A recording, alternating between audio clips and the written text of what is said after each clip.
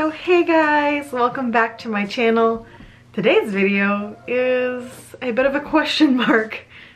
I originally planned to go ahead and do my winter favorites, even though it's a little late because now we're fully into spring. But I have really three, Liz can do hand math, 3 big work events per year. And yesterday was one of those work events. So I worked a 13-hour day. So to be honest, my brain is just a little bit scrambled, as you could tell. The original energy that I was gonna put into making that video just isn't there today. I am exhausted today. So I thought we'd have a little theme park chat, and also I wanted to go ahead and put the call out there for questions. Next week I'm going to do a Q&A, and then the following week I plan to start the it's not February.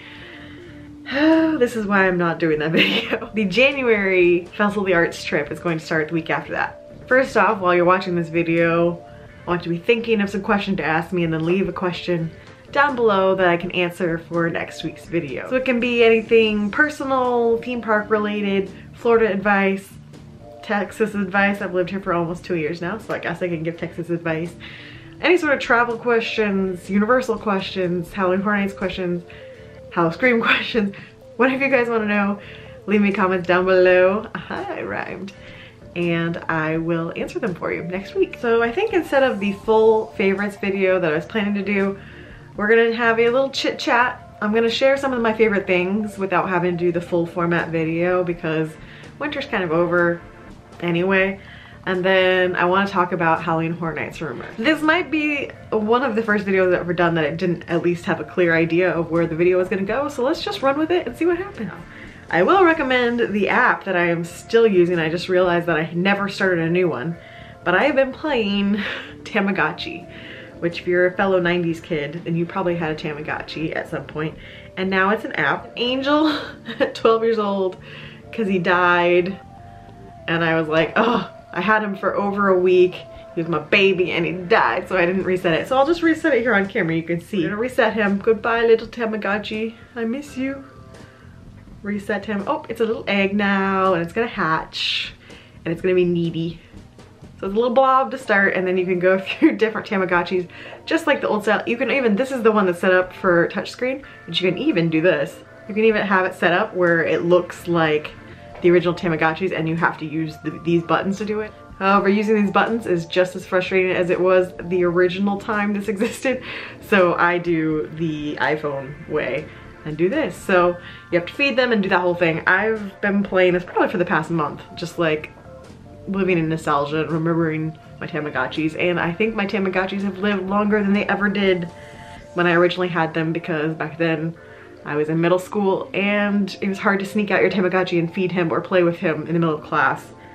And eventually that got banned. So all my Tamagotchis died, but this little guy, hopefully I'll keep him alive for a little longer. I think the only other thing from this list that I will add in today's video is if you have seen them in your grocery store, I highly recommend trying the extra toasty Cheez-Its. If you're like me and you like the Cheez-Its that are a little bit extra toasted, now they sell a whole box just of those. Not good for my diet, but they're delicious. So speaking of diets, I actually watched Gabby's video on her fitness transformation the other night. I wasn't actually subscribed to her channel, but YouTube suggested the video for me. I knew of her, she's a big enough YouTuber that I had heard of her before. It was my first real time having any sort of experience watching her channel, and I thought the story was super inspiring, especially for me because I've been struggling to get back into my weight loss and exercise cycle that I pretty much am on. You know, the whole Fit for Florida thing, that's just a cycle that I live by almost every year, where the fall holidays just take me completely off the wagon, and then I try to get back on a fitness, healthy eating kick for the whole rest of the year to prepare for the fall again. And I've been really struggling this time around getting back into it. The eating isn't that hard for me. Well, I take that back. I take it back. Eating healthy the majority of the day isn't that hard for me, and then at night, like, it all comes crashing down because I end up wanting to snack. So I've been struggling to get back serious into my diet, and definitely struggling with my motivation to get to the gym. And I'm sure there's others of you out there who struggle with the same thing. So I thought her vlog was really inspirational and really got me motivated to try to get back into it. There were a lot of truths in her vlog, and I'm thinking I might do something similar. Obviously I don't want to try to copy her idea, and nor am I going to be able to have a trainer and a nutritionist like she did. However, I like the idea of starting the journey and documenting it, and not necessarily doing a video every week for you guys, but maybe an occasional video along the way, and then a wrap-up video at the end. And maybe that would help motivate me, sharing results. I don't know, I need something to kickstart myself getting back into this, because I have been struggling, and I do want to be fit for Florida, and MegaCon's coming up, and I would like to lose some weight before MegaCon, and then definitely want to lose some weight before Horror Nights. That's just how my pattern goes. Stay tuned. I think I might have a video someday in the future about this, and hopefully it'll motivate me to get back in the gym, because the struggle is real. So the other big thing that I wanted to talk about was the first Halloween Horror Nights announcement last week, which is that Stranger Things is coming to Halloween Horror Nights. You could say that on a scale of 1 to 10, I'm at an 11 for how excited I am for this house.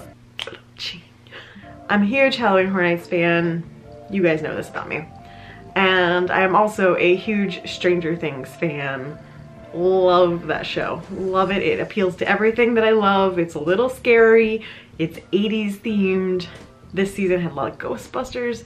It's a great show.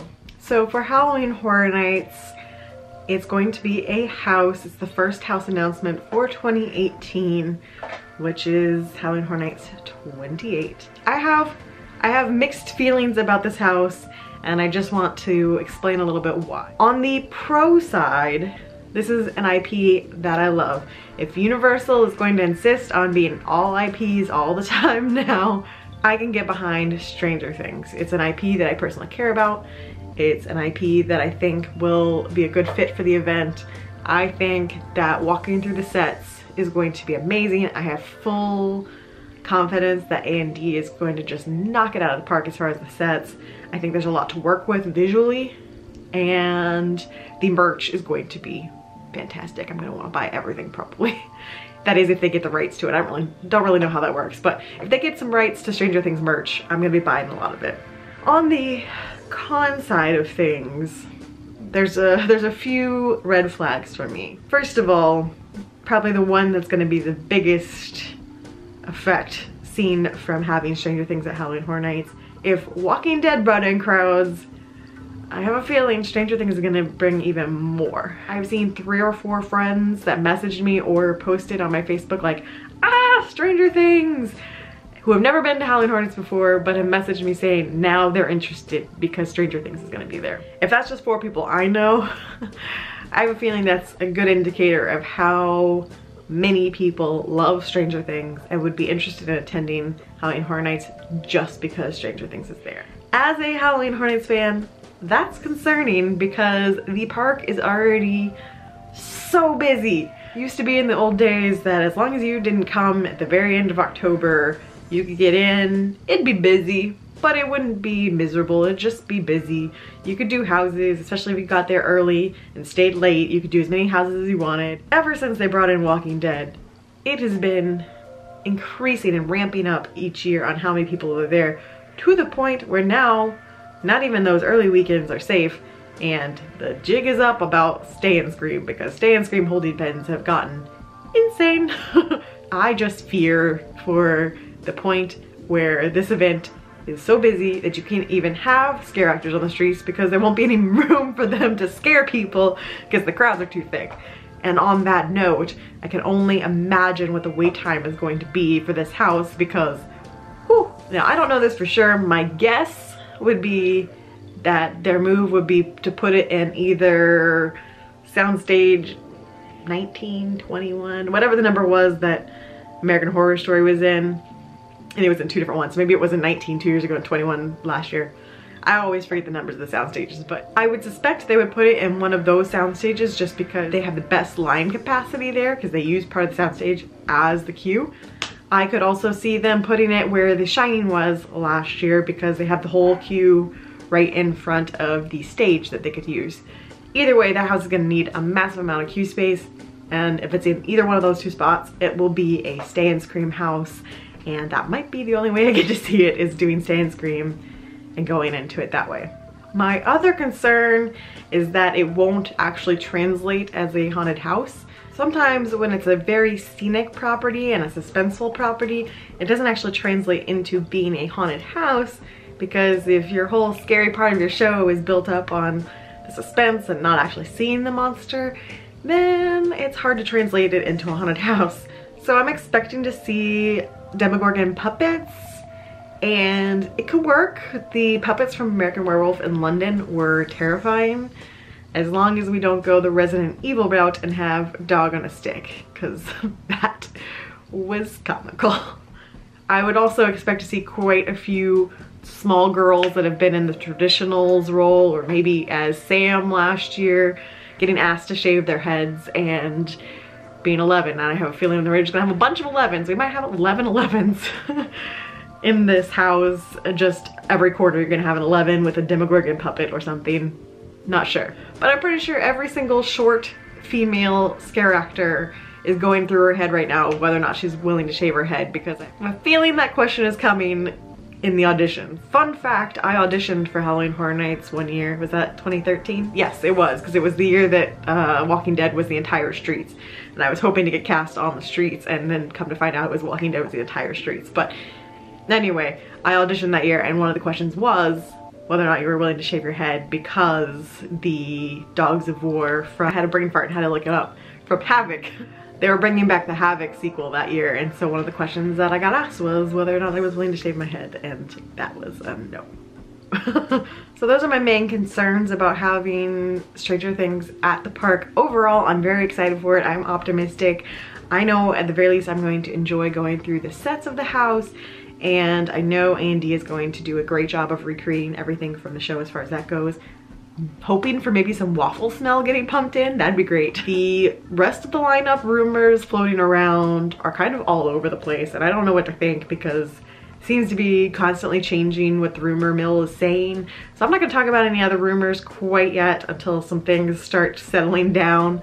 But I do think I'm gonna start doing some more of these Wednesday, I know this one goes up on Friday, but in the future doing some more Wednesday chat. It's probably mostly going to be about Halloween Horror Nights in this season, because this is the rumor season for Halloween Horror Nights, and it's also the one that I'm most involved with.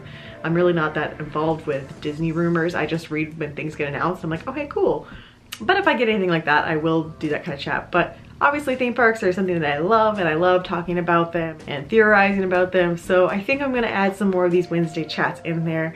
I think that's going to be it. I don't think my brain has any more capacity for anything beyond that for today. I'm gonna go downstairs and play some more Switch.